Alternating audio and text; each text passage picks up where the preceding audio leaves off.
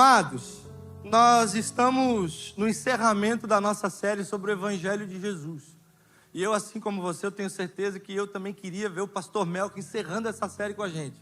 Mas ele deu a missão para a gente poder encerrar essa série juntos aqui em família, para que a semana que vem ele já comece a nova série que eu também não sei qual vai ser. Mas ele vai revelar para nós, como filho de Deus, revela tudo que está pronto. Amém? Amados, nós estamos no encerramento dessa série e a gente precisa entender sobre os evangelhos de Jesus. Eu vou tentar não passear tanto.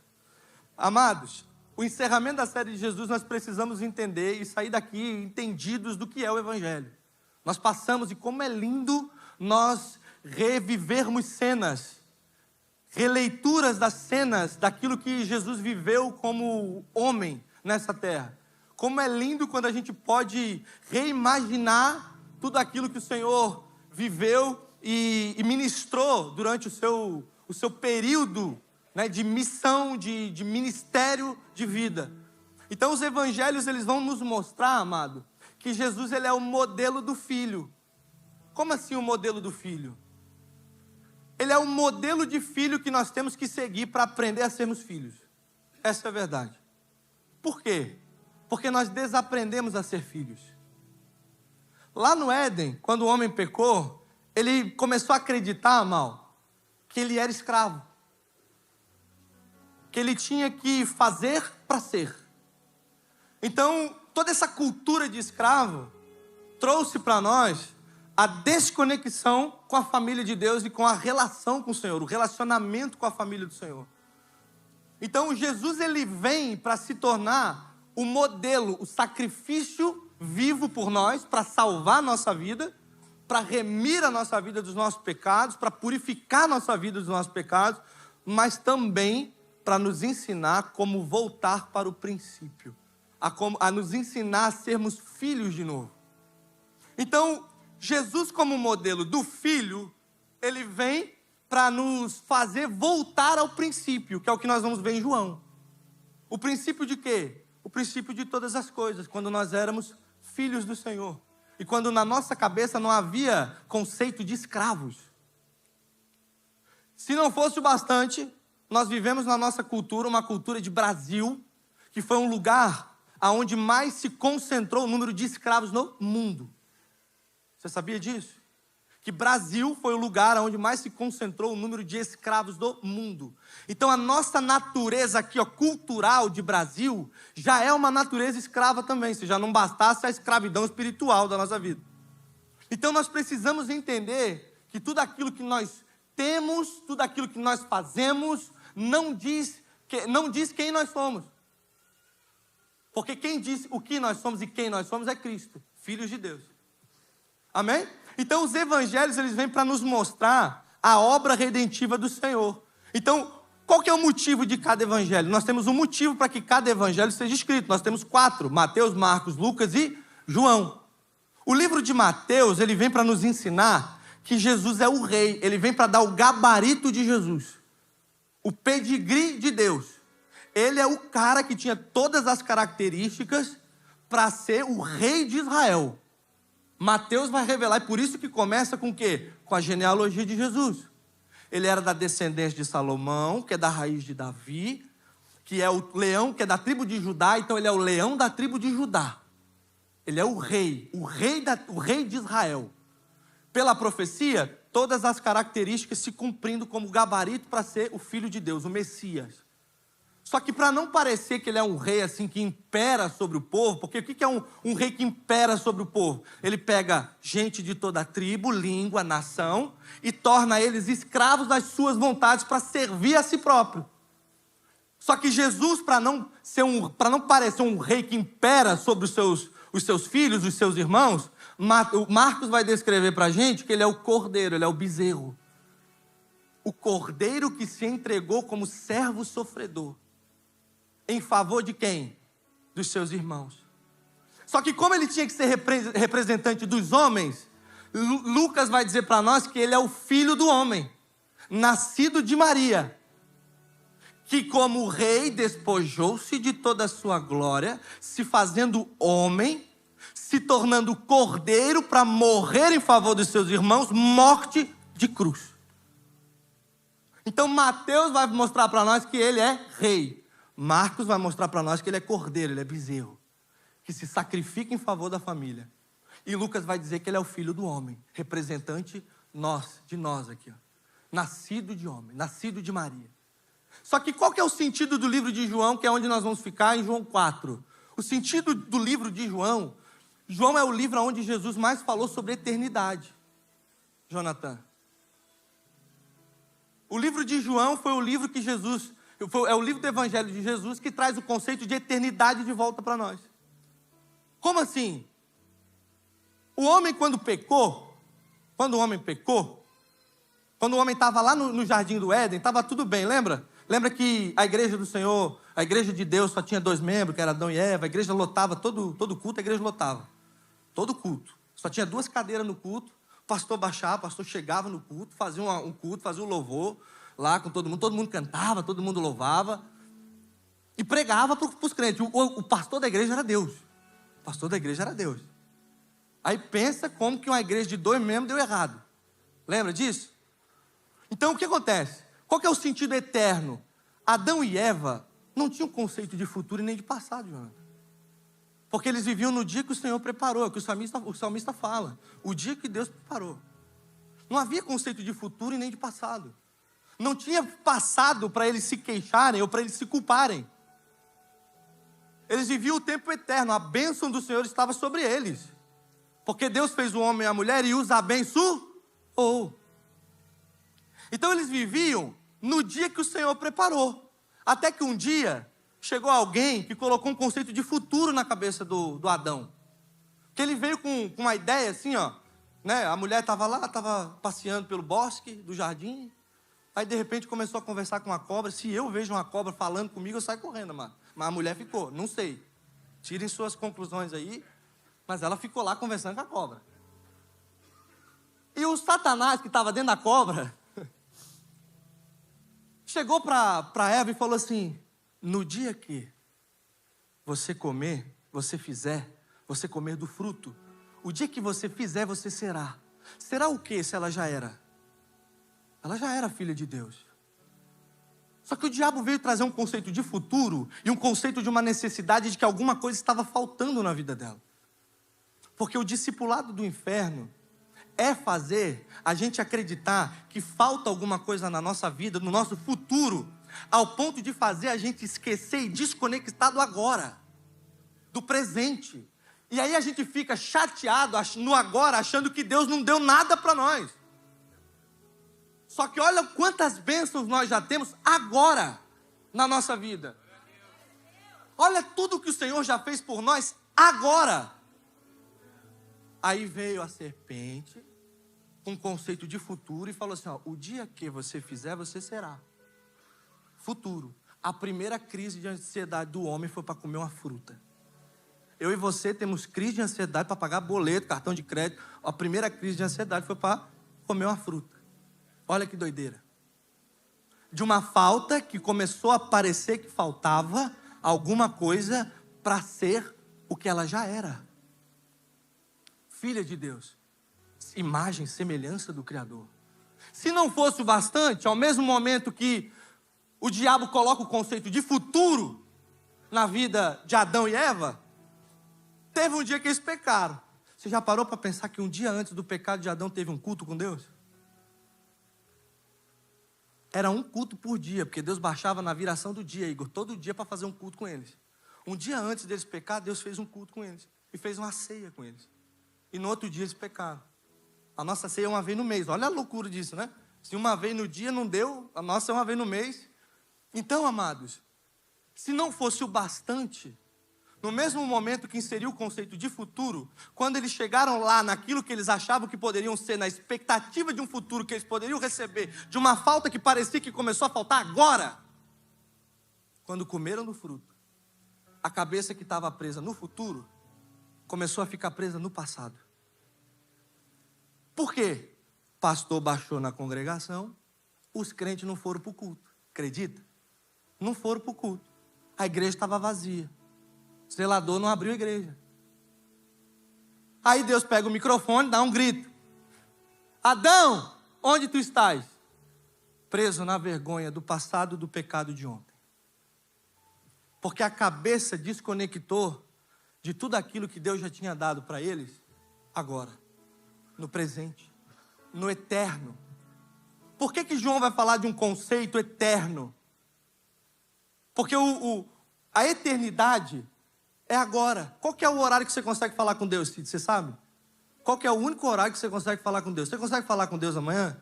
Na perspectiva humana, você consegue. É só chegar amanhã, você vai falar com Ele. Mas você consegue falar com Ele ontem?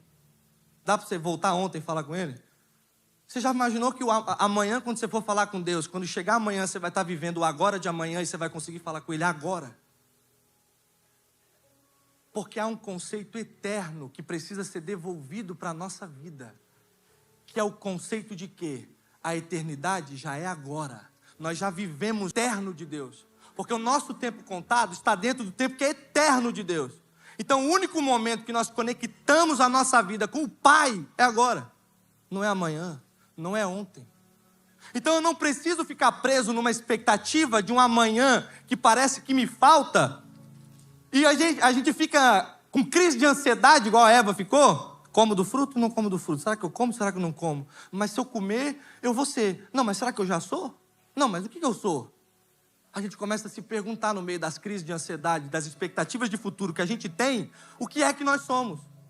Porque daí, quando a gente vê a expectativa de um futuro que a gente quer ter, na necessidade do que está faltando hoje, e a gente vê que parece que tudo está faltando, a gente começa a olhar e se perguntar, mas será que eu sou filho de Deus? Será que eu estou fazendo tudo certo? Porque aquilo que eu acho que falta não está acontecendo.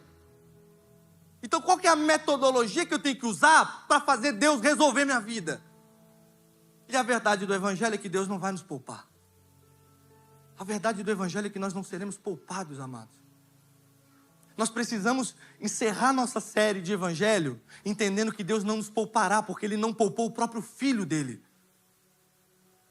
O Filho dEle gastou a vida dEle por nós, para nos ensinar a sermos filhos que gastam a vida por quem? Pelos irmãos. Então esse conceito de futuro, às vezes a gente entra aqui, e a gente entra aqui cansado, ansiosos, achando que tudo está faltando no amanhã, quando na verdade Deus já nos abençoou hoje, agora. As bênçãos que nós temos dizem, revelam isso para nós. Nós somos agentes de bênção. O Senhor falou no jardim que Ele abençoou o homem. Ele já nos abençoou. Nós somos abençoados por sermos filhos de Deus. E aí a gente entra aqui cansado, esperando uma expectativa de um futuro que parece que está faltando, ansiosos. E aí quando o futuro chega, a gente fica preso no passado por conta das decisões que nós tomamos erradas, ou das decisões que nós não tomamos. E aí nós chegamos aqui oprimidos, tristes, aflitos, porque a expectativa que a gente tinha de um futuro não aconteceu. Mas existe um homem chamado Jesus, que ele diz, vinde a mim todos os que estão cansados e oprimidos, porque eu vos aliviarei. É isso que ele fala. É Ele quem nos alivia. Aonde? Agora. O que Ele quer mostrar para nós é que agora nós podemos ter acesso a um Pai. E que, às vezes, amado, os nossos problemas não serão resolvidos. Você consegue lembrar de tantos futuros que você queria ter? Lembrar de coisas, de expectativas que você queria realizar?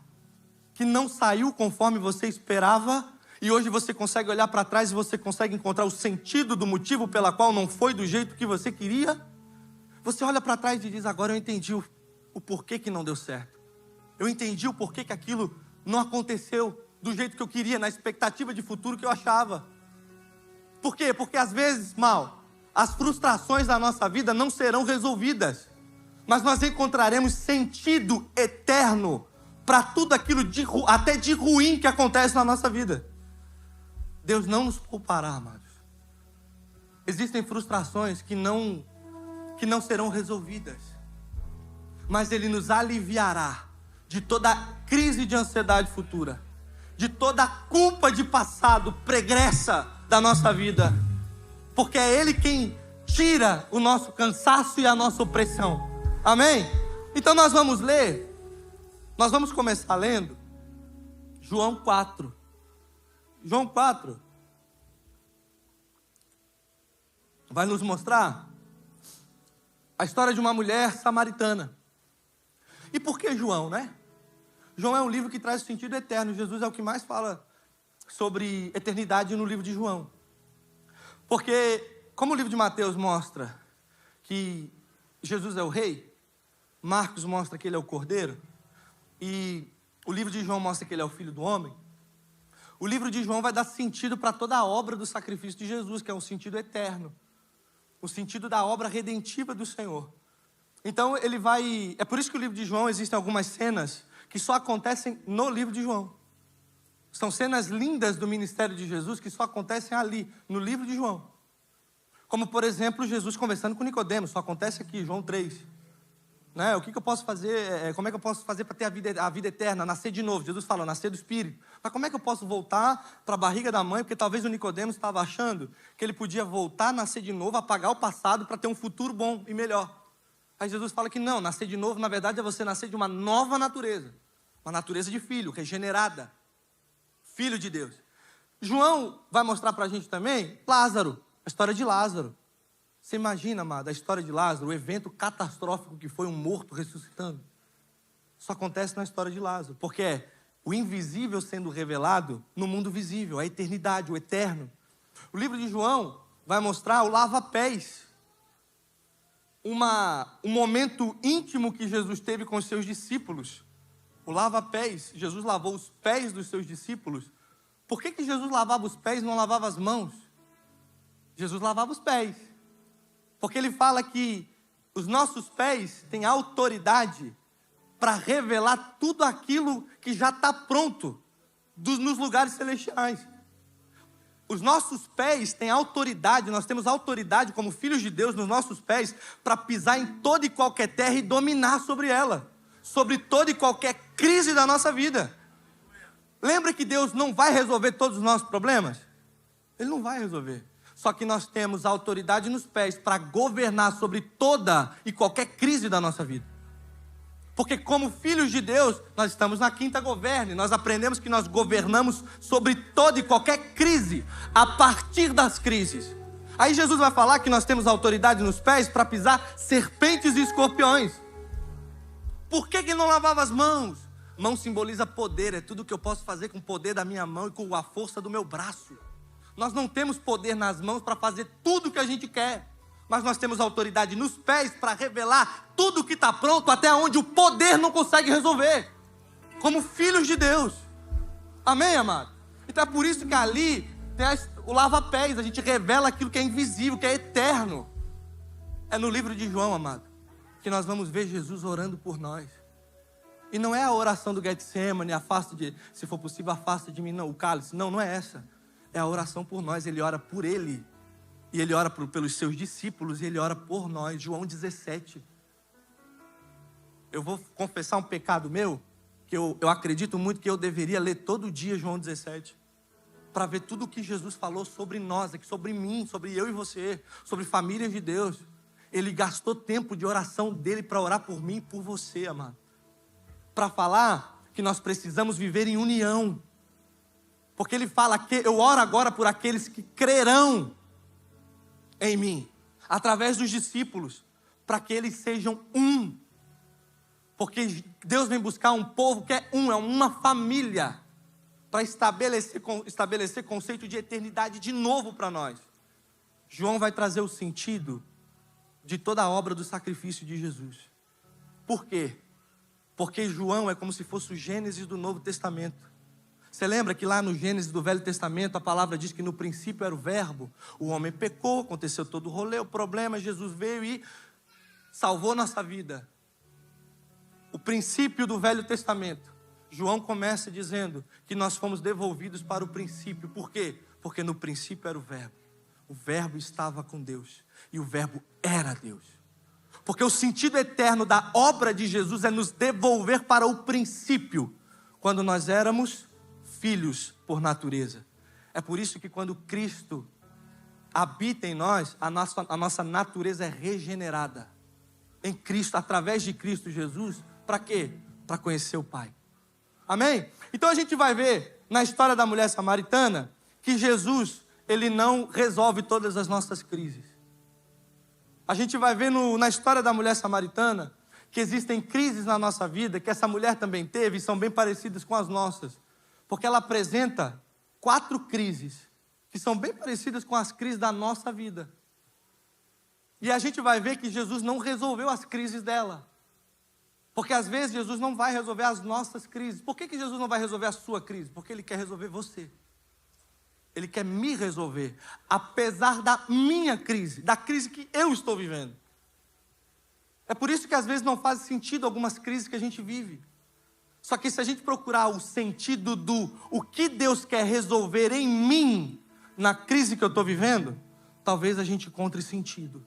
E a gente vai ver que até no nosso passado, os nossos erros, as nossas crises, os nossos problemas, têm intimidade com o nosso propósito. Você consegue lembrar de um monte de coisa que você viveu, amado?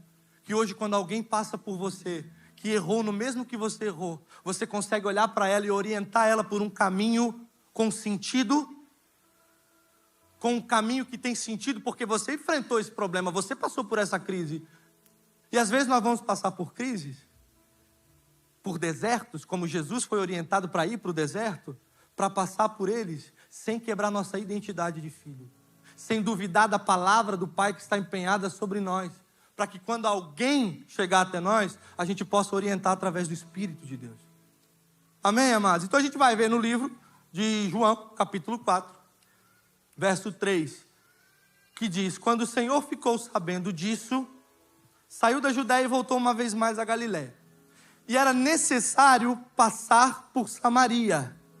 A palavra diz que era necessário. Ele tinha que passar por Samaria. Amém?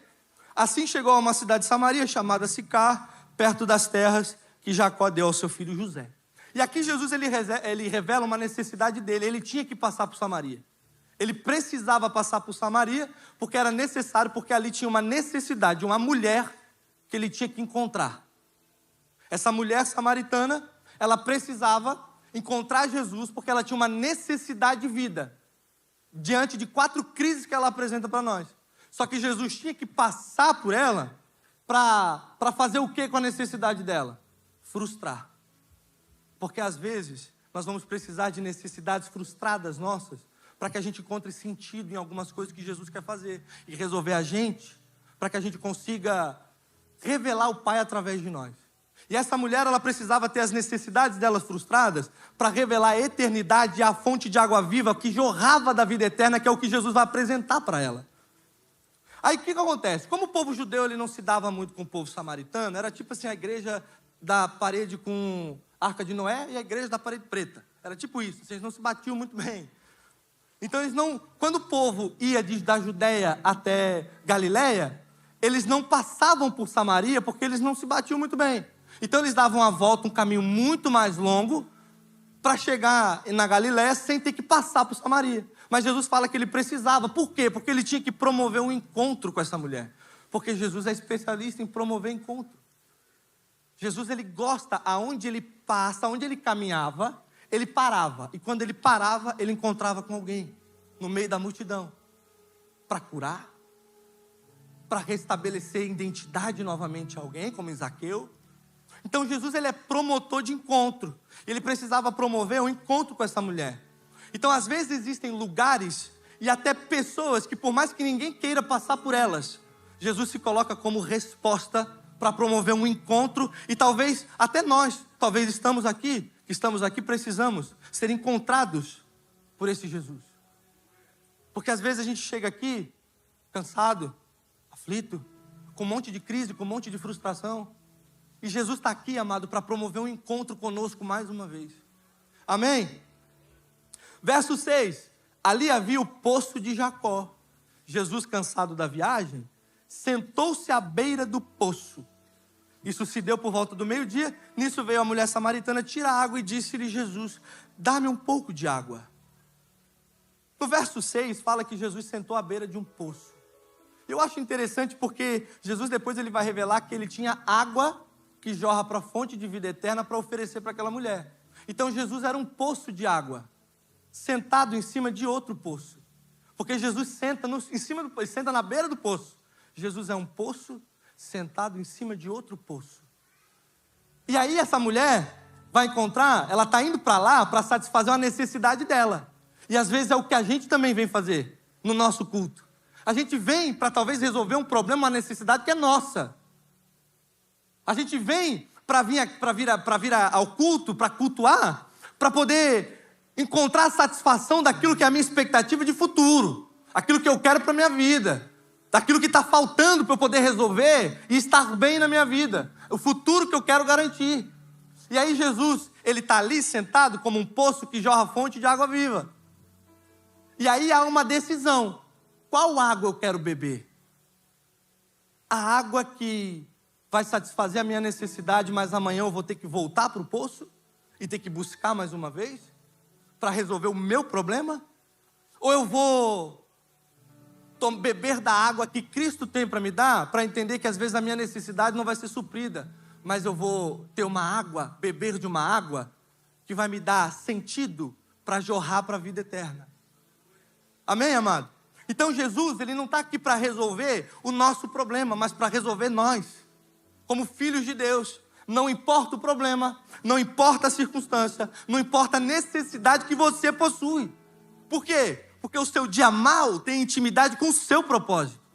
Então esse homem, o texto vai dizer depois que isso se deu por volta do meio-dia. Por que meio-dia? Porque era comum das mulheres irem para o poço buscar água de manhã. Porque o sol não estava batendo, o cansaço do sol, a fadiga. Elas iam tudo juntas conversando, fofocando, falando da família, perguntando como é que está o parente e tal. Elas iam tudo juntas para o poço tirar água. Só que essa mulher, ela ia ao meio-dia. Por que essa mulher talvez ia ao meio-dia? Porque a palavra depois vai revelar que ela tinha um passado. Ela tinha um passado. Ela já tinha sido casada 5 vezes. Ela já tinha tido 5 maridos. E o que ela estava, o 6º homem que ela estava, não era dela. E talvez o horário do meio-dia é o horário que ela ia, para quê? Para ficar sozinha. Porque ela estava cansada já, talvez, do julgamento das outras mulheres que iam tirar água do poço pela manhã. Então ela ia sozinha para lá, para tirar poço, para ninguém perturbar, para ninguém incomodar, para ninguém julgar, porque ela estava cansada já, talvez, dos olhares de condenação. E sabe, amado, eu lembro do meu horário do meio-dia. Você consegue lembrar do seu horário do meio-dia? O meu horário do meio-dia, eu sentava bem por ali, ó, há quase 2 anos atrás. Ali nas últimas cadeiras. O meu horário do meio-dia era chegar no culto e sentar lá nas últimas cadeiras.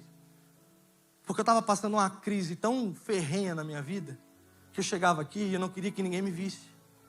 Eu não queria que nenhum olhar de condenação ou de julgamento, pelas crises que estavam acontecendo na minha vida, mirassem os meus olhos.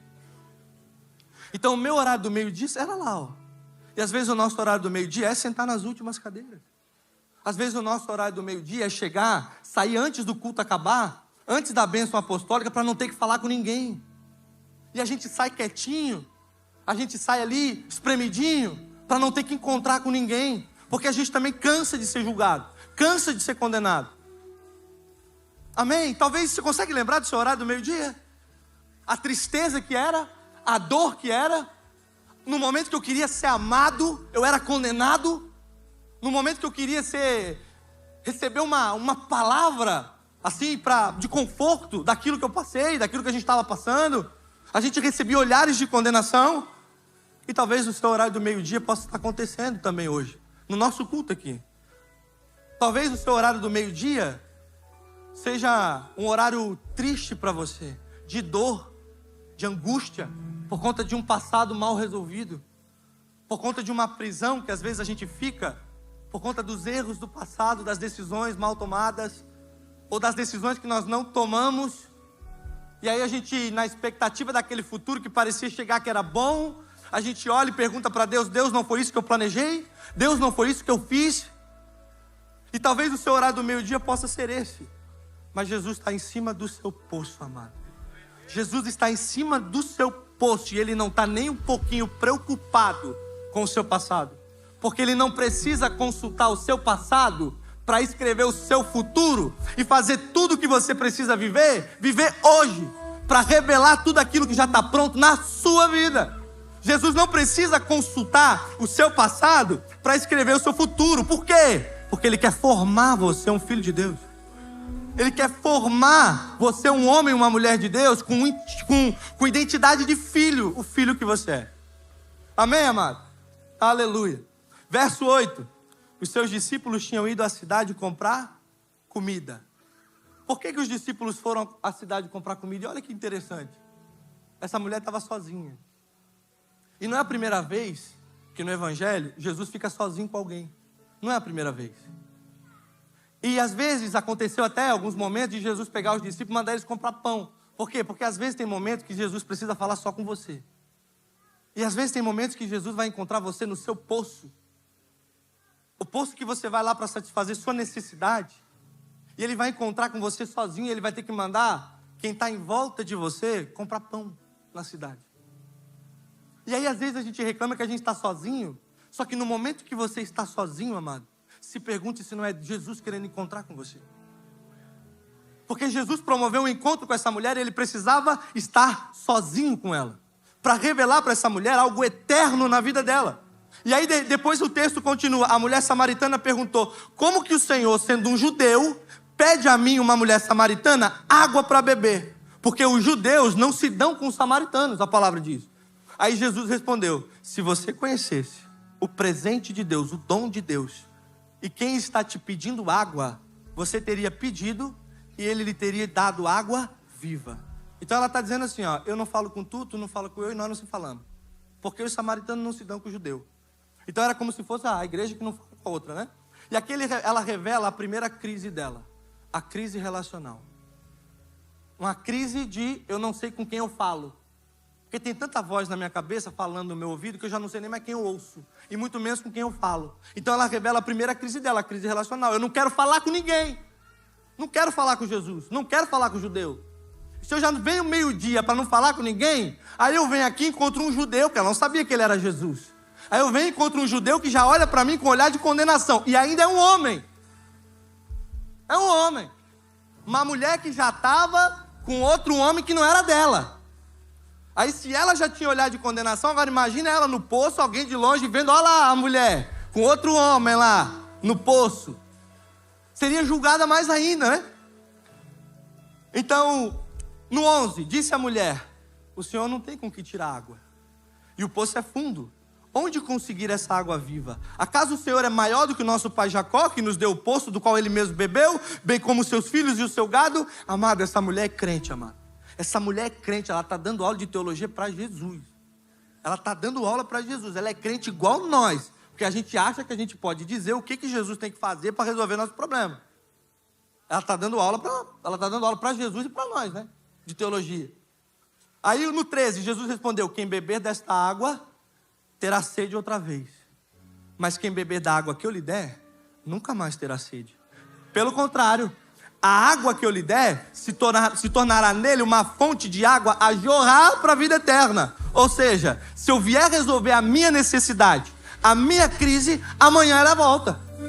Se sem sentido de eternidade, a minha crise vai voltar amanhã e eu vou ter que voltar aqui para o poço, buscar água de novo, para resolver de novo o meu problema. É isso que Jesus está falando. Se você voltar para cá, para beber a água do seu poço, das suas necessidades, dos seus problemas, daquilo que você quer resolver para a sua vida, você vai voltar a ter sede. Mas a água que eu tenho para te dar faz você pensar a partir das suas necessidades. Porque a água que eu tenho para te dar é para jorrar para a vida eterna. É isso que Jesus está falando, amado. Que existe uma água que vai além das nossas crises resolvidas, que vai além das nossas necessidades contempladas. Amém? E aí a mulher disse: Senhor, dê-me dessa água, para que eu não tenha mais sede, e nem precise voltar aqui para tirar água. Nessa hora ela revela mais uma crise, a crise profissional. Eu não aguento mais fazer a mesma coisa todo dia. Eu não aguento mais ter que voltar aqui todo santo dia para resolver o meu problema. Porque eu estou fazendo, eu faço todo dia a mesma coisa. Eu estou cansada de buscar a minha água todo dia. Porque eu venho, eu busco a água e no outro dia eu volto a ter sede. Eu tenho que buscar todo dia de novo. E aí, às vezes a gente olha para a nossa vida e a gente pensa: eu estou rodando, e parece que eu estou no mesmo lugar. Não é assim que a gente fala? Parece que eu estou remando remando contra a maré, e tudo está se repetindo. O mesmo ciclo, a mesma crise, a mesma necessidade. E ela estava dizendo, eu não aguento mais. E aí depois ela revela mais uma crise, porque Jesus fala, chama o seu marido. Vai lá, chama o seu marido e volta. Eu não tenho marido, ela responde. Disse-lhe Jesus, lá no 17. Você respondeu corretamente dizendo que não tem marido. O fato é que você já teve 5. 5 homens. E o homem com quem você agora vive não é seu marido. O que você acabou de dizer é verdade. E aqui ela revela mais uma crise, a crise conjugal. A crise conjugal dela. Aqui a gente olha para essa cena e a gente encara uma mulher samaritana como se ela fosse, deixa eu tentar falar isso aqui sem parecer grosseiro, uma piriguete. Porque a gente olha para ela como se ela, obviamente ela estava com um homem que não era dela, era adúltera. Só que a gente esquece que se tinha uma coisa que essa mulher acreditava, era no casamento. Porque ela já tinha passado pelo 5º. E ela, tentando ser feliz, ela estava acreditando ainda que ela conseguia, Jonathan, ser feliz. Se tinha uma coisa que essa mulher acreditava, era que ela podia ser feliz. Igual a gente. Porque a gente também acredita que a gente pode ser feliz. Nós também acreditamos que a gente pode resolver a nossa vida, as nossas relações, que a gente pode ser feliz em todas as áreas da nossa vida. A gente também acredita que nós podemos ser felizes. Do mesmo jeito que essa mulher também. Então essa mulher ela já passou por 5 casamentos. Só que do mesmo modo que a gente, ela achava que ela podia ser feliz. Só que o problema é que quando nós não estamos completos em quem nós somos em Cristo, a gente vai levar as carências da nossa vida até para dentro das nossas relações. Então, se a gente não entende o conceito daquilo que é eterno para nós na nossa vida e estamos satisfeitos, contentes com o Senhor, naquilo que Ele entregou para nós, uma água que jorra a partir de nós, para a vida eterna, e a gente vive nas nossas carências, nas necessidades, das coisas que faltam para a nossa vida, nós levaremos isso para as nossas relações, para os nossos afetos, para todos os tipos de relações que a gente tem ou tenta estabelecer, porque toda a falta de Cristo em nós revela uma carência que nós despejamos em alguém. Então essa mulher, ela apresenta para nós 4 crises que nós também temos. A relacional, a profissional, a conjugal e no 19 ela revela mais uma. A crise espiritual. Porque ela fala, Senhor, eu vejo que Tu és profeta. E nossos antepassados adoraram neste monte, mas vocês, judeus, dizem que Jerusalém é o lugar onde se deve adorar. Então essa mulher, ela olha e diz, eu não sei nem qual culto que eu tenho que ir, nem qualquer igreja que eu tenho que frequentar. Porque vocês dizem que é em Jerusalém e nós falamos que é no monte. E até nós, às vezes, nos perguntamos se a gente está adorando a Deus direito, não é? Porque as nossas crises não são resolvidas. E a gente pergunta assim, aonde é que eu estou errando na minha vida? Qual que é o princípio que eu não entendi? Do porquê a minha vida está passando por essa crise e eu não estou conseguindo resolver? Será que eu estou sabendo adorar a Deus direito? Será que eu estou sendo um bom filho? Será que tudo aquilo que eu estou tentando descobrir de Deus eu não estou conseguindo? Onde é que eu tenho que adorar a Deus? De que forma? Nós estávamos conversando mais cedo e a gente estava falando sobre isso. Será que a gente sabe orar? Porque às vezes a gente se pergunta se a gente sabe orar. Porque a gente pede e as coisas não estão acontecendo. A gente está pedindo e Deus não está movendo tudo ao nosso favor. Então ela revela para nós 4 crises. A crise relacional, a crise profissional, a crise conjugal e a crise espiritual. Aí Jesus no 21 ele fala, creia em mim, mulher, pois está próxima a hora em que vocês não adorarão o Pai, nem neste monte, nem em Jerusalém. Vocês samaritanos adoram o que não conhecem. Nós adoramos o que conhecemos, pois a salvação vem dos judeus. No entanto, está chegando a hora, e de fato já chegou, o presente, o agora, em que os verdadeiros adoradores adorarão o Pai em espírito e em verdade. São estes os adoradores que o Pai procura. Deus é espírito. E importa que os seus adoradores o adorem em espírito e em verdade. Por que é em espírito? Porque é em qualquer lugar. Em qualquer lugar nós temos acesso ao Pai através de Jesus. E por que é em verdade? Porque Cristo é a verdade. É por meio dele que nós acessamos o Pai. Ele é a verdade e a vida. É isso que ele nos fala. Amém? Amém, amados? Vocês estão vivos? Vocês estão aqui? Aleluia! No 29, no 25, disse a mulher: eu sei que o Messias, chamado Cristo, está para vir. E quando ele vier, ele explicará tudo para nós. Então Jesus declarou: eu sou o Messias, eu que estou falando com você. Naquele momento, os seus discípulos voltaram e ficaram surpresos ao encontrá-lo conversando com uma mulher. Mas ninguém perguntou o que queres saber ou por que estás conversando com ela. Sabe por que eles ficaram surpresos, amado? Porque muita gente vai ficar surpresa com o encontro que nós estamos tendo com o Senhor. Muita gente vai ficar surpresa. Por quê? Porque agora a gente não vive mais como uma vítima do nosso passado. Porque agora a gente não vive muito menos mais atribulado com a expectativa do futuro que a gente acha que a gente tem que merecer. Porque agora a gente se apropria com humildade daquilo que nós recebemos por meio de Cristo. Você é filho, comportamento de filho, firmeza de filho, postura de filho, plenitude de filho. É isso que Jesus está dizendo. É isso que essa mulher está vivendo na vida dela. E aí o que é mais engraçado é que o que eu acho mais lindo nessa história é que no verso, aqui Jesus fala com ela, dizendo que ele vai dar para ela uma fonte de água viva que vai jorrar para a vida eterna. E o que eu acho mais lindo na história dessa mulher é que ela encontrou o sentido do caminho que devolveu quem ela era. As crises dela não foram resolvidas. Jesus não resolveu os problemas que ela tinha, mas Jesus resolveu ela, dando sentido para a vida dela, de uma água que agora jorra para uma vida que é eterna. E não é uma eternidade no conceito de futuro, é uma eternidade no conceito de agora, no conceito de um acesso ao Pai que nós temos agora, porque Ele fala, de fato a hora já chegou, é agora. Então, sabe o que aconteceu com ela? Ela abandonou as estradas da vida dela. Porque às vezes, pastor Jean, a gente vai procurar estradas para resolver nossas necessidades. E a gente pega estrada de tudo que é tipo, e às vezes a gente chega no fim da estrada e a gente vê que ela não tem saída. E aí o livro de João vai mostrar para nós que existe um sentido para um caminho. Porque o que Deus quer nos dar não é estrada.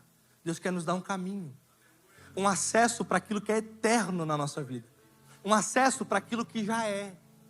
Então a gente está tentando pegar algumas estradas e a gente vai ver que as nossas frustrações mal resolvidas, as nossas crises mal resolvidas, para encontrar o sentido nessas estradas, e a gente não vai achar. Porque a gente vai olhar e vai ver que a gente está no meio de uma estrada que não dá em lugar nenhum. E o caminho que Jesus quer devolver para nós é um caminho que tem sentido. Sabe qual que é o sentido do caminho, amado? Cristo é o sentido do nosso caminho. Sabe por que Cristo é o sentido do nosso caminho? Porque Ele diz: eu sou o caminho, a verdade e a vida. Por que é um conceito eterno? E por que é um sentido eterno? De agora, de quem estabelece tudo agora. Porque Ele fala, ninguém vem ao Pai.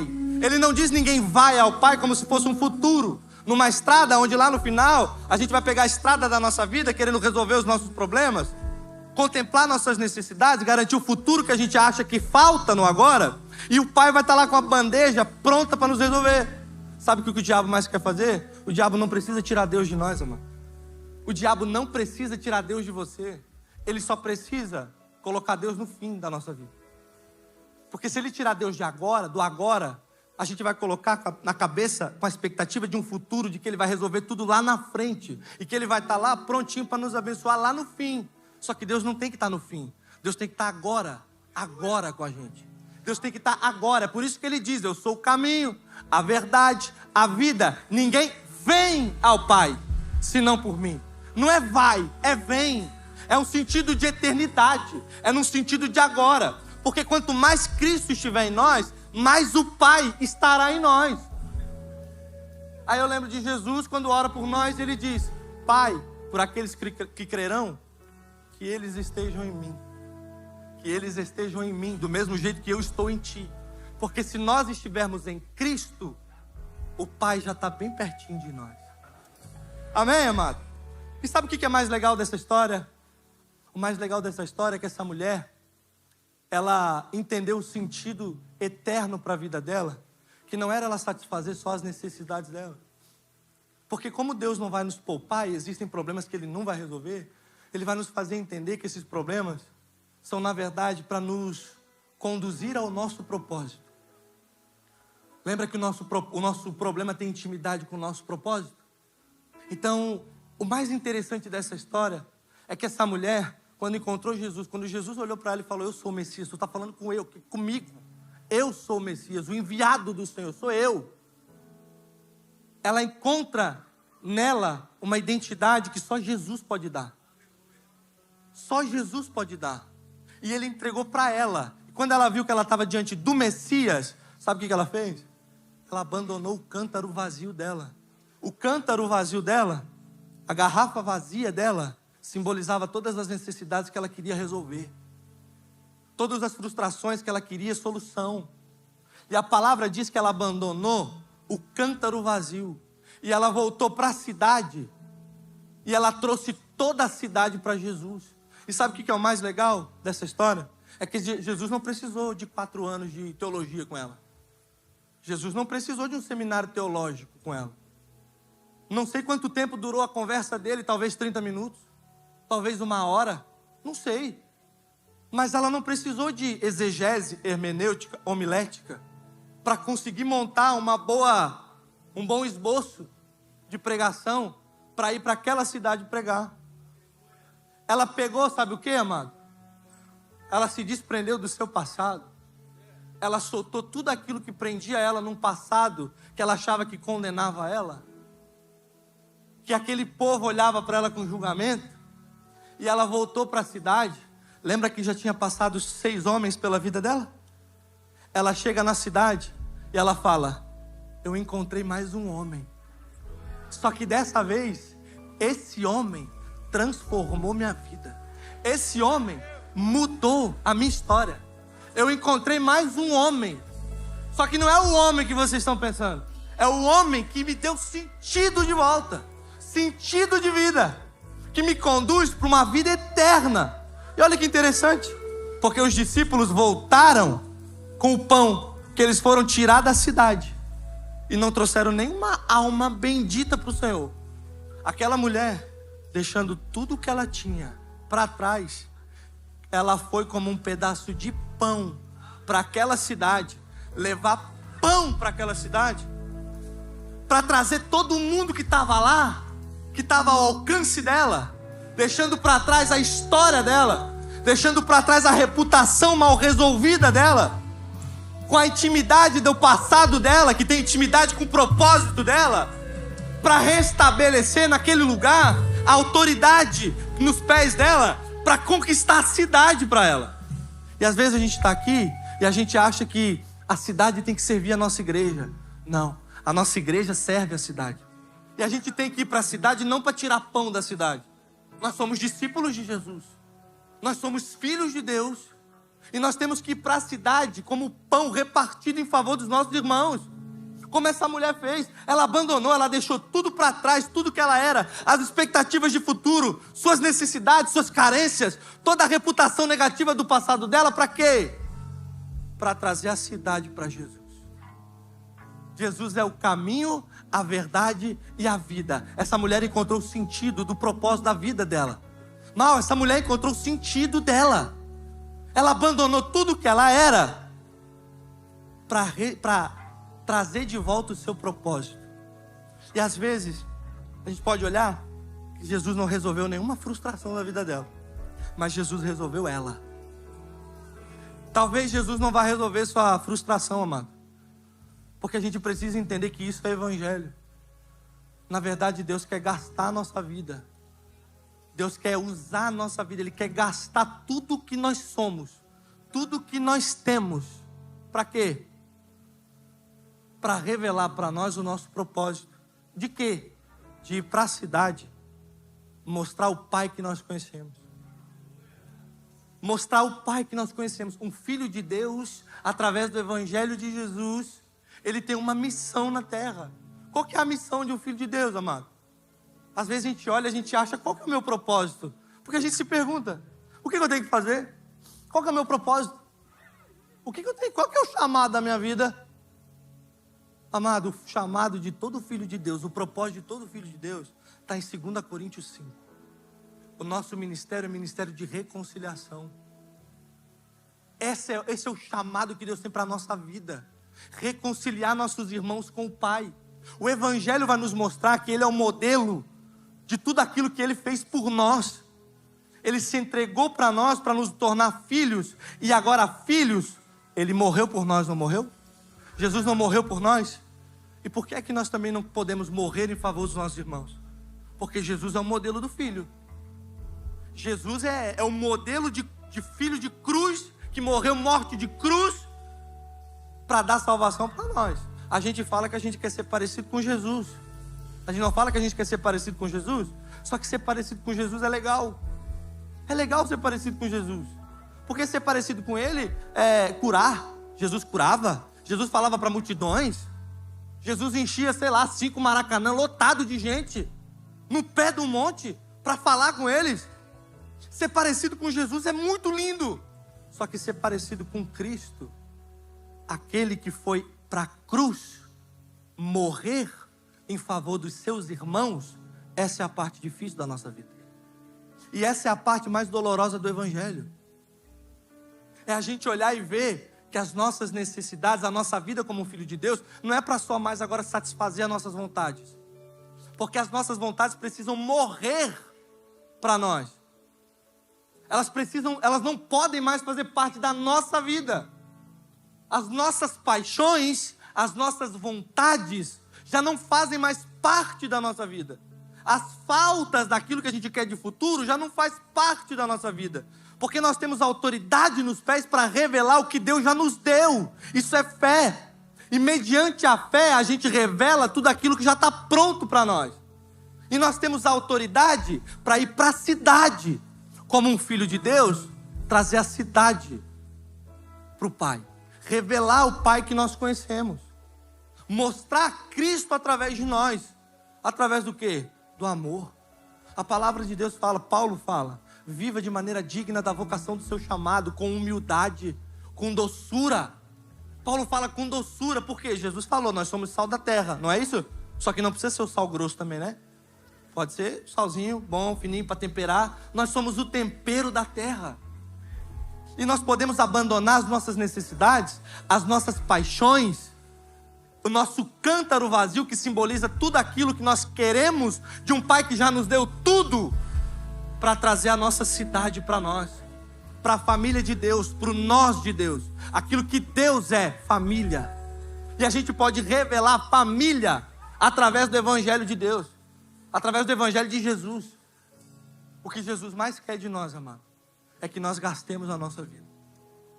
O que Jesus mais quer de nós é que nós sejamos parecidos com Ele, porque Ele é um modelo de filho que nos ensina a voltarmos a sermos filhos de Deus, nos conceitos mais eternos que nós podemos revelar através do Pai, porque o Pai já deu tudo o que você precisa nas suas mãos para trazer toda a família de Deus para perto de nós, para trazer todo mundo, todos da sua família. Quem aqui tem parentes da sua família que você gostaria muito, parentes seus, que você gostaria muito de trazer para o Senhor? Quantos aqui tem? Amado, é através do nosso modelo de filho. É através daquilo que nós somos. É através do comportamento de amor que nós temos, que o Evangelho revela para nós. Não com um olhar de julgamento, não com condenação, porque tem um monte de gente que está vivendo um horário de meio-dia na vida deles. Tem um monte de pessoas que passam por nós num horário de meio-dia. E a única coisa que elas querem ser, sabe é o quê? Enxergadas, vistas. O Evangelho de Cristo nos ensina a evangelizar. E nós precisamos assumir esse papel de filhos para que a gente saiba mostrar o Pai, revelar o Pai que nós temos. Porque essa é o propósito da nossa vida. Em todo lugar onde nós estivermos, revelarmos o Pai que nós conhecemos. Para que a gente possa o quê? Cada vez mais crescer a família de Deus.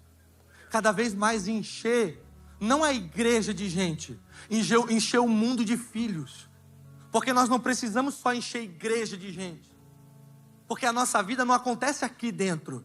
Aqui dentro nós recebemos orientação para viver. Para quando a gente chegar lá fora, a gente saiba se comportar como um filho de Deus. Com fruto do Espírito. Regenerados pelo Senhor. Seguindo o modelo de filho que Ele nos deu. Porque a gente olha para Jesus e acha que Jesus só salvou a nossa vida. E isso por si só, amado, já seria tudo que nós temos. Já é tudo que nós temos. Mas ele vem para ser o modelo de filho. O modelo de filho que nós precisamos seguir. O modelo de filho que nós precisamos viver. Porque através do que Paulo fala, eu quero conhecer Jesus e prosseguir em conhecer. Eu quero conhecer e ser conhecido por Ele. Por quê? Porque quando nós conhecemos Jesus, nós vamos ao Pai. Não no sentido futuro, no sentido presente. O Pai está em nós. O Pai está em você. O Pai é revelado através de você, apesar das suas crises. Porque é no meio das suas crises que o Senhor vai resolver você. E através de resolver você, Ele vai fazer com que você seja um pedaço de pão para todo aquele que precisa de pão. Amém, amado? Se coloque de pé. Coloque-se de pé. Nós vamos orar. Acabei, estou no meu horário, 9h56. Vocês já vão. Calma, eu sei que está todo mundo com fome. Mas, amados, o sentido do Evangelho é nós recebermos uma água que jorra para a vida eterna.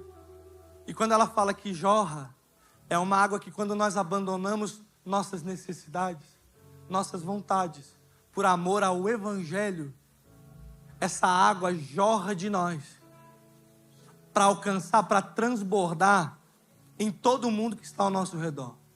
E o que nós precisamos entender de Evangelho é que Cristo precisa ser revelado através de nós. Porque Ele é o caminho, Ele é a verdade. E os evangelhos vêm para nos mostrar que nós podemos e devemos ser parecidos com Ele. Em amor. Em amor a todos aqueles que precisam de nós. Porque existem pessoas que precisam de você, amado. Porque elas precisam enxergar Jesus através de você. E a gente também não precisa ser aquelas pessoas chatas, que fica só falando é Jesus, Jesus, Jesus, Jesus, Jesus. Por quê? Porque tem gente que é ferida com a igreja. Tem gente que é ferida por coisas que foram apresentadas na vida dela, pastora, delas, que feriram a alma delas, por doutrinas mal entendidas, por situações dentro, às vezes, até da igreja, que não faziam nem sentido. Só que nós devemos e precisamos ser amigos. Se nós soubermos ser amigos, isso já pode ser o suficiente para uma pessoa ver Cristo em nós. Porque Jesus fala, o maior exemplo do amor é aquele que dá a sua vida pelo seu amigo. Então que a gente possa olhar para nós, para dentro de nós e refletir, porque o Evangelho ele vem para nos confrontar. O Evangelho ele vem para nos constranger de que nós precisamos de transformação. Nós precisamos ser transformados de dentro para fora. E olha que legal, Deus não quer mudar as pessoas. Deus não quer me mudar, porque a minha mudança pode ser só externa e dentro eu posso continuar igual. Ele quer transformar de dentro para fora. Então essa transformação precisa ser de dentro. E o que o Senhor faz conosco é transformar a nossa vida e nos fazer parecidos cada vez mais parecidos com Ele. Amém, amado? Eu quero orar pela sua vida. Eu quero orar pela sua vida e eu quero orar por você que talvez tenha entrado aqui ansioso, com crise de ansiedade, por conta de problemas mal resolvidos, por conta de situações desentendidas, mal entendidas, por conta de uma expectativa de um futuro que você gostaria e você não consegue enxergar solução, por conta de algo que você acha que talvez falte na sua vida hoje, para o seu futuro amanhã. Mas deixa eu te falar uma coisa. Jesus ele nos ensinou que o pão é para o dia. Quando ele pede ao Pai, ele fala, o pão nosso de cada dia. O pão de cada dia Deus já deu para você. Não se preocupe com o pão de amanhã, porque o pão de hoje Ele já te deu. E amanhã, quando chegar hoje, Ele vai dar para você também. Então eu quero orar pela sua vida que talvez também tenha entrado aqui oprimido, chateado, triste, com uma pressão de passado, carregando pecados passados, frustrações antigas que você precisa soltar. Eu quero orar pela sua vida. Aonde você estiver, feche os seus olhos, coloca a mão no seu coração assim, ó. Feche os seus olhos e se conecte com o Senhor. Senhor, eu quero orar agora, meu Pai. E, Senhor, eu sei que a gente às vezes abre a nossa boca para falar tantas coisas. E eu quero abrir a minha boca para declarar, Senhor, bênção sobre os nossos irmãos. E eu quero, Senhor, pedir a Ti que o Senhor venha como um vento impetuoso e transforme seus corações.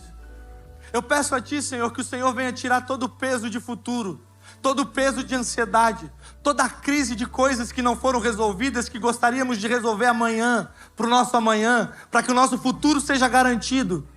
Eu oro a Ti, Senhor, pedindo para que o Senhor arranque todo o peso de passado da vida dos nossos irmãos. Eu oro a Ti, Senhor, pedindo para que o Senhor derrube tudo aquilo que é passado na vida deles. Que todo esse peso de opressão de passado caia por terra, Senhor. E que o Senhor possa restabelecer a eternidade no coração deles. Eu oro por eles para que o Senhor os encontre, Senhor, para revelar que o agora é o momento em que eles vão ao Pai. Que é agora que o Senhor está conosco. E que o Senhor tem o controle de tudo. O Senhor nunca perdeu o controle de nada. E o Senhor tem o controle da nossa vida. E o Senhor tem o controle da vida deles, Senhor. Eu oro por eles também, meu Pai. Por eles, para que eles encontrem no Senhor o refrigério das suas almas. Que eles encontrem em Ti, Jesus, o consolo, o amor que eles precisam. Porque eu sei que eles são amados. E que a justiça do Senhor está sobre eles. O perdão está sobre eles. O Seu amor está sobre eles. A Tua justiça está sobre eles. Eu oro por eles, Senhor, para que eles entendam que eles já são abençoados. Eles não precisam pedir bênçãos para o Senhor, porque o Senhor já os abençoou. E que o Senhor dê autoridade nos seus pés, para que onde eles pisarem, eles revelem tudo que já é deles. Que eles revelem tudo que já tem acessível para eles na eternidade. Que aonde eles colocarem os seus pés, eles pisem em serpentes e escorpiões e derrubem todo o poder do inimigo. E que eles nos pés tenham autoridade para dominar sobre todo e qualquer lugar. E com a autoridade nos seus pés, eles entrem na cidade, na família, na faculdade, no trabalho, revelando o Pai que eles conheceram. Em nome de Jesus, nós Te agradecemos, Te pedimos e bendizemos o Seu nome. Amém, amados? Aleluia. Aplauda ao Senhor. Se é para o Senhor, pode ser muito mais forte. Se é para o Senhor, pode ser muito mais forte. Amados, que Deus abençoe vocês. Eu acabei no meu horário. Amém? Aleluia. Pastor Jean, dá a bênção apostólica para nós. Amém? Queridos, vão em paz. Amém? Que Deus abençoe vocês. Ou melhor, vocês já são abençoados pelo Senhor. A bênção do Senhor já está sobre vocês. Amém? Que aonde vocês pisarem, vocês sejam agentes de bênçãos do Senhor. Amém? Temos o DNA, tá? O DNA da visão. Quem veio pela primeira vez, o DNA da nossa igreja, você vai entender a visão da nossa igreja. Tudo aquilo que nós acreditamos como igreja. Desculpa, meu pastor. Então você vai ouvir e ver tudo que é o DNA da nossa igreja, aquilo que a gente acredita como igreja, como vida com Deus, como família, amém? Então você que veio pela primeira vez, fique aqui nas primeiras poltronas e faça o DNA com a nossa amada irmã ali, amém? Glória a Deus. Senhor, louvamos o Teu nome, Te agradecemos, Senhor, pela bênção de estar nesse lugar. Senhor, Tu está nesse lugar porque o Teu falar ardeu o nosso coração. Te louvamos por essa bênção de ir para casa cheios do Teu Espírito Santo, porque o Senhor veio ao nosso encontro nessa noite. Estamos alegres porque ninguém fala como o Senhor fala. Te adoramos por essa bênção que só o Senhor tem para dar. Somos felizes, Pai, em Te servir. Somos felizes pelo dia que o Senhor veio ao nosso encontro. Te adoramos, ó Deus, Te agradecemos e dizemos que a graça do Teu Filho Jesus, que as doces e eternas consolações do Espírito Santo de Deus sejam com toda a igreja desde agora e para sempre. Amém.